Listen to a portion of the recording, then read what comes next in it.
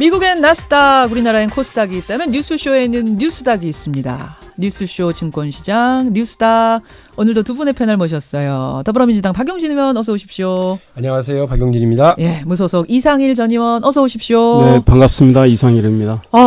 조금 전에 이제 녹음 들으시면서 들어오셨죠? 네. 예, MBC 김현경 기자, 네. 서훈 국정원장, 양정철 민주연구원장하고 같이 저녁 식사를 한 유일한 사람. 귀국 인사 자리로 알고 갔고 실제로 정치에 관한 얘기는 없었던 것 같다라는 얘기였거든요. 어떤 분 먼저 좀 소감을. 제가 이상일 의원. 서훈 국정원장, 양정철 민주당 민주연구원장을 하한가로 뽑았습니다. 오늘 뽑아오셨어요? 네. 그럼 그 얘기 마침 시작하죠. 네. 예. 저는 지금 답답한 게 뭐냐면 자유한국당의 태도예요. 어제 그 정용기 자유한국당 정책위 의장이 뭐라고 그랬느냐면 여러 다른 일행이 있었는데 무슨 긴밀한 이야기가 오갔겠느냐라고 변명하지만 그런 자리에 앉았다고 한다면 여권의 핵심 인사였을 거다. 동석한 사람이. 이렇게 단정을 해요. 누가요? 누가? 정용기 자유한국당 정책위 의장님이 정책위 그런 의장님. 예. 그 MBC 김현경 기자가 여권 핵심 인사라는 말씀이신 건데 알아보지도 않고 확인도 안 하고 무턱대고 정권 비판부터 하겠다고 하는 이 태도들을 제가 쭉 비판을 해보겠습니다. 황교안 대표 좀 점잖게 얘기하셨어요. 지금은 만나선 안 될 때다. 그러면은 언제 만나면 될지 날짜를 알려주세요. 왜 이렇게 비판부터 하시는 거죠? 나경원 원내대표? 그럼 잠깐만요. 만나는 자체는 문제가 없다라고 보시는 거예요. 지금 왜냐하면 한국당에서는 만나는 자체도 문제다. 뭐 이렇게 얘기를 하고 있어서. 예. 나경원 원내대표가 국정원이 대놓고 선거 개입하겠다고 하는 거다. 이렇게 얘기를 하는데요. 선거 개입 근거를 대세요. 그냥 그렇게 비판하실 일이 아닌 거예요. 그러니까 국정원장이 정치 개입하면 안 되죠. 예. 그러나 국정원장이 사적인 만남을 가져서는 안 된다라고 하는 것은 없습니다. 지금 드러나고 있는 상황만으로 보면 독대 아닙니다. 선거 정치 개입과 관련된 이야기 오고 간 바가 없다는 것이 동석한 기자의 이야기입니다. 기자가 제3자인 기자가 여권 핵심 인사라고 추정받았던 그 사람이 기자라는 게 확인이 됐고 그 기자가 자기가 있었던 그 시간대에는 그런 일이 없었다라고 하는 것을 이야기를 하고 있다고 한다면 이거는 야당이 이렇게 막 그 정치 공세를 할 일이 아니라고 말씀드릴 수 있고요. 지금 이렇게 제1야당의 이 습관성 정부 비판, 이 습관성 정부 비판이 거의 그 방언 수준으로 막 가고 있어요. 습관성 정부 비판이라고 보시는 거예요? 그 아무런 근거 없이 무턱대고 아무 말이나 내놓는 방식으로 가면 국민들이 믿지를 않을 거예요. 차라리 바른미래당에서 제안하고 있는 것처럼 국회 정보위원회를 소집하자고 얘기를 하세요. 그럼 국회 정보위원회 열어서요. 정확하게 상황을 따지고 묻고 하시면 됩니다. 단 국회 정보위원회 열고 싶으시면 국회도 좀 여세요. 국회 열어서 민생법안 그리고 우리 추경 있잖아요. 포항 지진, 고성 산불 이렇게 민생을 돌봐야 되는 이 예산을 빨리 처리하는 게 되게 중요한데 추경은 나몰라라고 민생은 팽개쳐놓고 민생 대장정인지 뭔지 이런 거 하시면서 대선 그 예행 연습하실 때가 아니라고요. 대선 예행 연습. 제가 지금 좀 말씀 좀 드려야 되는데 김연경 기자는 30분 늦게 왔습니다. 그러니까 서훈 원장하고 양정철 원장은 30분은 만났던 거예요. 그다음에 헤어지면서 김연경 기자는 그 안에서 별도로 바로 주차장으로 가서 갔고 서훈 원장하고 양정철 원장은 그 소위 말해서 또 이야기 나누는 모습이 포착이 됐잖아요. 사진도 찍히고. 그러면 30분 처음 만났을 때 30분의 독대 시간이 있었어요. 거기서 무슨 이야기를 오갔는지에 대해서는 의심할 여지가 충분하고요. 김연경 기자가 없었던 시간. 네, 아무리 가까운 사이고 양정철 원장이 귀국 인사를 한다고 해도 최고의 정보수장이 그렇게 만남을 갖는 자체에도 문제가 있는 거예요. 게다가 양정철 원장이 누굽니까? 대통령의 복심에다가 민주당 내년 총선 병참기지라고 본인이 표현을 했어요. 그거에 그 민주연구원에 본인이 책임을 맡고 있는 분이에요. 물론 김연경 기자가 왔을 때는 현직 언론인이기 때문에 총선 이야기하기 어렵겠죠. 그러나 서훈 원장과 양정철 원장 두 분의 그 만남 사이에서는 30분 사이에서는 무슨 이야기가 오갔는지 따져봐야 되고요. 이인영 민주당 원내대표, 저는 지금 우리 박용진 의원 이야기대로 국회 정보위 열어야 됩니다. 근데 이제 한국당이 좀 고민하는 것 같고 이인영 민주당 원내대표는 정보위 열 사안이 벌써 아니다라고 방어막을 치고 나왔어요.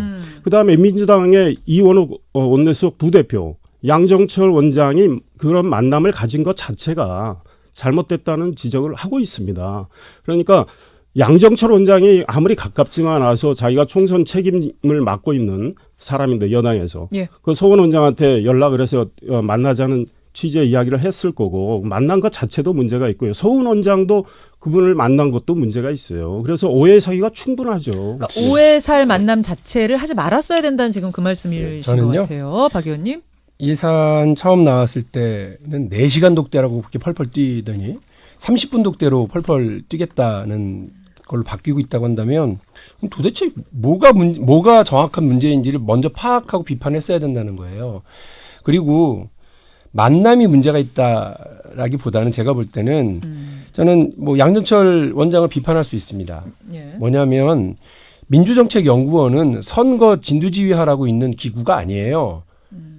국가에서도요, 각 정당에게 30%의 정부 지원금의 30%는 그러니까 각 당의 정책연구원에서 쓰도록 하게 돼 있어. 이거는 그 당 지도부가 그 중앙당이 이거는 이 예산은 건들지도 못하고 정책 개발에만 쓰도록 하게 되어 있습니다. 예. 다시 말씀드리면 우리나라의 그 정당법과 그동안의 정당에서의 연구원의 그 운영은 선거가 아니라 그 정치 발전 그리고 그 각 당의 정책 발전을 위해서 역할을 하고 있는 연구기구예요.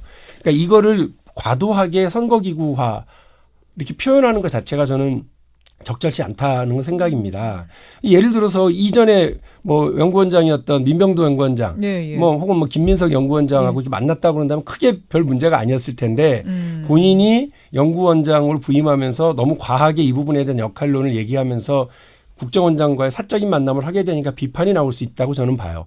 그렇기 때문에 양정철 연구원장이 그 부분은 좀 생각을 해보실 필요가 있다고는 봅니다. 그러나 야당도 지금 그 근거 없이 그냥 제가 아까 말씀드린 것처럼 그냥 습관성으로 이렇게 비판하고 무턱대고 그 자리에 앉았던 사람은 MBC 기자라고 생각도 안 하고 무조건 여권 핵심 인사다. 이렇게 얘기한다거나 지금은 때가 아니다. 이거 언제 만나면 된다는 건지 그런 것도 정확하게 얘기하지 않고 무조건 비판부터 늘어놓는 게 무슨 도움이 됩니까? 지금 이제 이렇게 되면서 이은재 의원은 한국당 이은재 의원 어제 뭐라고 했냐면 서원 국정원장은 책임을 지고 스스로 거취를 표명해야 될 거다 이렇게 얘기했는데 잠깐 준비가 돼 있나요? 직접 좀 들어볼까요? 입장? 서원 국정원장 책임을 느끼고 스스로 거취를 표명해야 할 것입니다. 회동 당사자가 집권 여당의 총선을 사실상 진두지휘하는 싱크탱크의 장이란 점을 감안한다면 사실상 정치 개입으로 국정원법 제9조 위반 여지가 있기 때문에 검토 고발하는 것이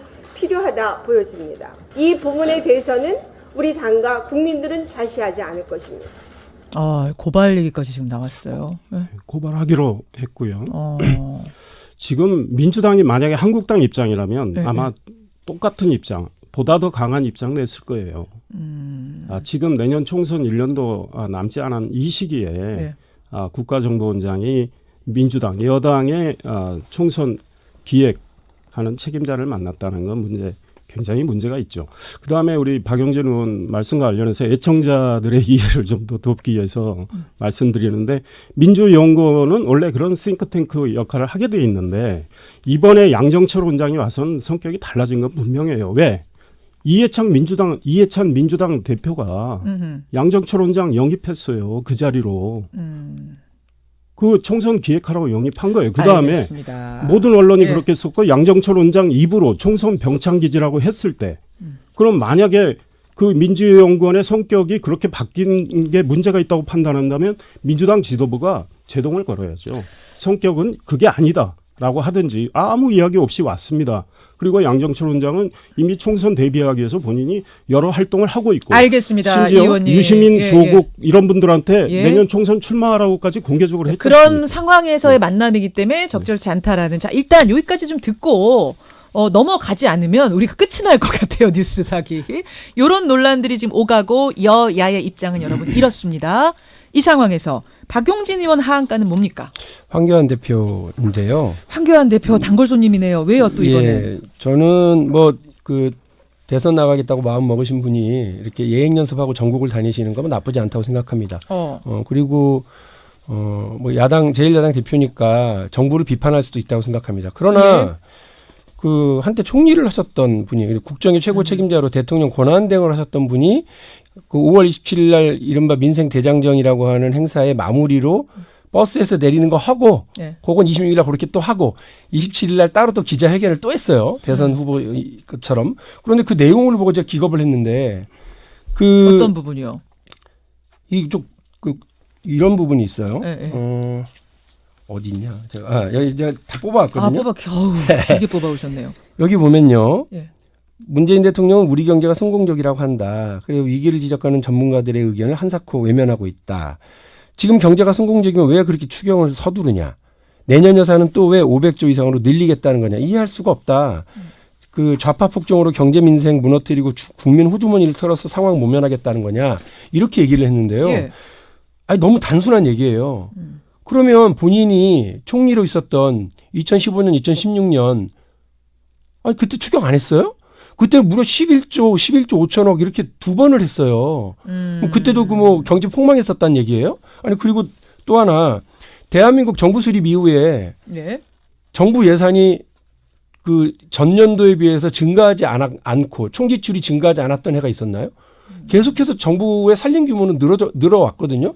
아니 어떻게 왜 새삼스럽게 그러냐? 그러니까 저는 좀 당황했던 게 이건 경제도 모르는 사람이 써준 대로 읽었거나 본인이 경제를 전혀 모르거나 국가 운영에 대해서 아무런 관심이 없거나 혹은 대학교 1학년 수준밖에 되지 않는 정부 비판을 하고 있거나 이거밖에 안 되는 거예요. 자, 아주 이상일 의원이 아주 진짜 충격이었어요. 싱긋 웃으셨거든요. 이전 의원. 그러니까 우리 박영진 의원이 지금 서훈 양정철 원장에 대해서 만남에 대해서 좀 사실관계 제대로 알고 비판하라고 한 그 말씀을 그대로 좀 돌려드리고 싶은데 물론 뭐 한교안 대표의 짧은 한마디 가지고 그분을 전체를 규정해서 비판하는 건 저는 부적절하다고 보고요. 이 한교안 한국당 대표가 지금 우리 경제 상황에 대해서 여러 차례 비판의 이야기를 했는데 대통령은 경제가 총체적으로 성공이라고 하는 말씀을 하셨단 말이에요. 그거에 대해서 이제 지적을 하고 싶은 거라고 저는 생각을 하는데 우리 경제가 정말 어려운 건 사실입니다. 그러니까 지금 실업률의 경우에 19년 만에 지난달 최악이에요. 4.4%. 청년 체감 실업률 25.2%. 역대 최고입니다. 그다음에 뭐 국가 부채 계속 늘어나고 있고 근데 이제 정부가 재정을 뭐 풀려고 하는 건 이해가 돼요. 경제가 안 좋으니까 풀려고 하는 건데 통상 추경은 하반기에 많이 합니다. 그런데 지난해 예산 편성을 해서 제대로 잡지 않은 상황에서 바로 또 상반기 게다가 뭐 1분기에 추경을 하겠다는 이거는 정부가 지난해 예산 잘못 짰다는 이야기밖에 안 되고 그래서 미세먼지 중요하다는 거 아닙니까? 미세먼지 대책. 아니 지난해 미세먼지 그렇게 심각하게 느꼈으면 정부 예산에 반영했어야죠. 이제 와서 추경하겠다는 거. 그다음 30대 40대 일자리가 지금 19개월 연속 마이너스. 이게 굉장히 심각한 상황입니다. 제조업 일자리 13개월 연속 마이너스. 그렇다면 현 정권이 경제 민생 이야기할 때 정말 책임감을 갖고 하라는 이야기 아니겠습니까? 사실 박근혜 정부 이야기하셨지만 박근혜 정부 때 매달 늘어나는 일자리는 현 정부보다 훨씬 많이 늘어났어요. 이건 통계가 명백히 입증하고 있는 겁니다. 그러니까 이러니까 팩트가 되게 중요한 건데요. 박 의원, 그 추경요 2008년, 2009년 계속 있었고요. 그 이명박 정부 시절이죠. 박근혜 정부 때는 정부 출범하고 그 다음 해인 정부 초기예요. 후반기가 아니고요. 2012년 예산 다 잡아놓고 2013년에 추경 또 했어요. 2015년, 16년만 한 게 아니고요. 그때도 상반기였어요? 예. 이 의원님 그때는데요? 아니 근데 왜 이렇게 얘기를 하시는지 잘 모르겠고요. 그다음에 또 하나 황교안 총리 이 건 볼게요.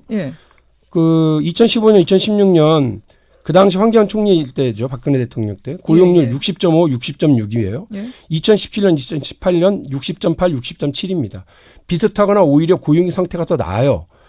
OECD 기준 고용률로 봐서도 65.9, 66.1에서 66.6, 66.6으로 오히려 더 나아요. 비슷하다 왜 더 잘 못하냐 이렇게 비판하면 오케이. 그런데 지옥이다 이렇게 얘기할 문제가 아니다는 거예요. 그 나머지 청년 고용률, 실업률, 청년 실업률, 경제 성장률, 수출 성장률, 소비 지출 증가율, 건설 투자 증가율 다 나아요. 다 그때보다 낫다고요? 나아요. 좋다고요? 비슷하거나.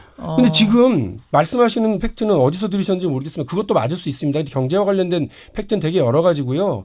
지옥이라고 설명할 일이 아니라는 거고 또 하나는 황교안 총리 예. 그리고 황교안 권한대행 시절하고 비교를 하면 예. 지금이 근소하게 낫거나 아니 비슷한 건 맞아요. 이런 제가 말씀드린 이 수치상으로 그렇습니다. 그러니까 황교안 총리가 대학교 1학년처럼 그렇게 굴면 안 된다는 거예요. 그러면 지금 국민들이 경제 너무 어렵다, 힘들다, 뭐 자영업자들 힘들 이 얘기는 그러면 맞는데 네. 전에도 그랬고 지금도 그런 거다? 그렇게 해석하면 하시는 그렇습니다. 거예요? 그러니까 계속해서 제가 늘 말씀드립니다만 IMF 이후에 우리 사회가 더 양극화되었어요. 예. 이른바 신자유주의 경제정책이 김대중 대통령 시절에도 노무현 대통령 시절에도 알겠습니다. 예. 그렇게 걔들 추진됐었다. 그 비판적으로 서로 얘기할 수 있어요. 그러나 너희 때는 나빴고 우리 때는 좋았다. 이렇게 얘기하는 건 하나도 안 맞다. 이 의원님까지만 듣고 말씀하니까 넘어갈게요. 우리가 지난해에도 토론을 했는데 소득주도 성장 문제에 대해서 제가 지적하니까 잘 가고 있다고 우리 박영진 의원 말씀하셨지만 지금 경제학자 100명에게 물었습니다. 84명이 지금 소득주도 성장에 역효과가 나고 있다고 지금 지적을 하고 이미 언론에도 많이 보도가 됐고요. 지금 경제지표 어떤 걸 가져오셨는지 몰라도 지금 이번에도 그렇습니다. 청와대 발표한 거 보면 대통령이 직접 말씀하셨죠. 근로자 임금소득이 서로 양극화가 줄어들고 있다. 근로자들 지금 취업한 근로자들 것만 가지고 하니까 그 취업 바운더리에서 탈락한 사람들이 얼마나 많습니까? 통상통계청이 발표하는 게 어떤 겁니까? 가구당 소득입니다. 가구당 5분위에서 5분위하고 1분위 양극화가 훨씬 벌어져 있는 상황. 이런 거를 전부 분식하려고 하는 거예요. 지금 경제 상태가 지난 정부하고 비교해서 정말 훨씬 나쁘다라는 게 여러 가지 자표들이 나오고 있고 지금 보세요. 지금 제조업 설비 투자 계속 떨어지고 있죠. 수출 계속 떨어지고 있죠. 실업률은 솔직히 늘어나고 있고 그다음에 왜 4.4%가 19년 만에 최악이라고 합니까? 그러면 박근혜 이명박 정부보다 나쁘니까 19년 만에 최악이라는 거고 청년 지금 취업 포기자가 200만이 넘어선 건 처음입니다. 그러니까 문재인 정부가 지금 주장하고 뭐 하려고 했던 게 제대로 안 되고 있는 거예요. 소득 양극화 개선하겠다고 했는데 소득 양극화 악화되고 있는 건 그건 통계청 발표에도 나와 있는 겁니다. 자, 요거 진짜로 30초만 말씀하시고 끝내야 될 것 같아요. 답변 주세요. 어쨌든 최악 아니냐 지금. 설비 투자 얘기하셔서 다시 봤는데 2015년 4.7, 2016년 마이너스 1, 2017년 14.6으로 오히려 확 늘었다가요. 올해 마이너스 1.4, 작년에 마이너스 1.6이에요. 그러니까 다시 말씀드리지만 전반적인 경제 상황이 지금 잘했다고 비교하고 싶은 예를 들면 황교안 시절에는 천국이고 문재인 시절은 지옥이다. 이 얘기를 하고 싶은 것 같은데 그렇지 않다라는 거예요. 경제 상황 어렵고 우리 서민들 특히 자영업자들 어렵다고 하는 거 문재인 정부도 그리고 저도 충분히 실감합니다. 그 문제를 어떻게 타개할 건지 알겠습니다. 같이 고민하는 것이 제1야당의 책임이지 온 동네 돌아다니면서 그 교환천국 재인지옥 이렇게 외치고 다니는 그런 수준의 대학교 1학년 수준의 인식을 가지고 도대체 어떻게 제1야당이 대표를 할 것이면 그 한나라의 대통령 후보로서 자기 일을 스스로 자임을 해요. 자, 그거는 무책임하다 이 말씀이에요. 그러니까 이게 지금 나이테님은 경제가 2년 만에 개선이 됩니까? 이렇게 이제 말씀하신 분도 계시는가 하면 지금 최악 맞아요. 너무 살기 힘들어요 같은 지금 그런 문자들 2568님 같은 문자도 들어오고 뭐 이런 상황인데 결국 경제 어렵다는 건 맞는데 두 분 다 그건 인정하시는 거죠. 다만 그게 예전엔 천국이었는데 지금은 지옥이냐? 아니면 지금이 지옥이라면 그때도 지옥 아니었느냐? 이게 좀 엇갈리는 상황인 것 같습니다. 지옥 발언은 황교안 대표 발언이었고 그래서 어쨌든 하한가 주셨어요. 지금 두 분 상한가가 뭔지만 말씀을 하시고 끝을 내야 될 것 그리고 집에 가야 같은데 되나요? 듣기만 해도 이해는 될 것 같아서 왜 상한가인지 저는 그 6월 이상일 전 3일 의원. 저녁 10시에 홍준표 전 한국당 대표하고 지금 유시민 작가 두 분이 소위 합방한다는 거 아닙니까? 합동 방송. 유튜브 합방. 그래서 두 분이 갖고 있는 지금 그 팬클럽 유튜브나 이런 팬이 한 100만이 넘어요. 뭐 굉장히 관심을 끌고 있고 두 분이 뭐 우리 국정 현안에 대해서 생각이 많이 달라서 날카롭게 충돌하겠지만 품격 있는 치열한 토론 기대하고 있습니다. 그거 제가 사회 볼 뻔했다는 거 아세요? 아깝다. 근데 왜 시리즈로 하기 때문에 저 하려고 했는데 변상욱 대기자가 중간에 끊어버리셨더라고요. CBS 직원이라 안 될 거다 이렇게 말씀을 했을 텐데 박영진 의원 상한가? 예, 저는 검찰의 삼성바이오로직스 수사팀. 예. 입니다. 뭐 표창장 줄 수 있으면 표창장 주고 싶어요. 그 정도예요. 예, 두려워하지 말고 앞으로도 계속 전진하고 직진해 나가십시오. 그것을 우리 국민들이 바라는 검찰의 태도입니다. 누구의 눈치도 보지 마십시오. 혹시 외압 들어옵니까? 절대 흔들리지 마십시오. 외압 들어오면 박용진 의원한테 전화하면 됩니까? 저도 흔들릴지 모릅니다. 저한테 기대지 마시고. 예. 국민한테 기대라. 예. 검찰은 거학 앞에서 흔들리지 마십시오. 자, 오늘 뉴스다.